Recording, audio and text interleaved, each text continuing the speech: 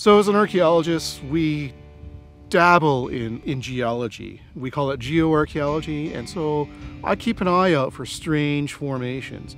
And while we were out with Emily at the Brontothir excavation, we took a little break, went around the corner to see an exposure of what she referred to as the Cypress Hills Conglomerate.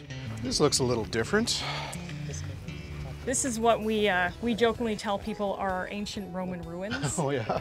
It looks like the foundation of the house, and it's really typical of this time period in Saskatchewan's history. And all of these rocks were brought in by rivers. That's why they're so smooth and round. Oh yes, waterworn. Yes. Sometimes if you look really closely, you can find bits of fossils in here as well. This is called the Cypress Hills Conglomerate. And it's really, really typical of this time period, this kind of deposit. But it's neat that it's entirely natural, even though it looks man-made. And in some parts of the Cypress Hills, it actually forms cliffs. Oh wow. Yeah. That would be impressive. So in archaeology, sometimes we look at the sediments, the deposits, and we can tell which way the wind was blowing or the water was flowing. Can you do a similar thing in paleontology? We can. If we've actually looked at this particular deposit as well as the deposits in the bone bed, we can tell which way that river was flowing. Okay. So it was coming from over there, flowing this way.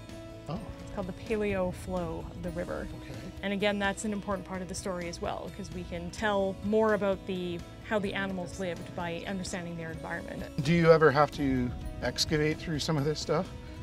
We have had to pickaxe our way through this, not at this particular site, but at other sites. That would be painful.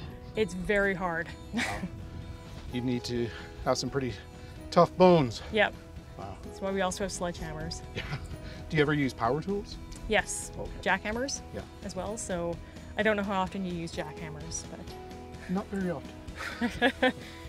Okay, well, I'm excited to get to the center, but we should go find Jen and Jacob. Sure.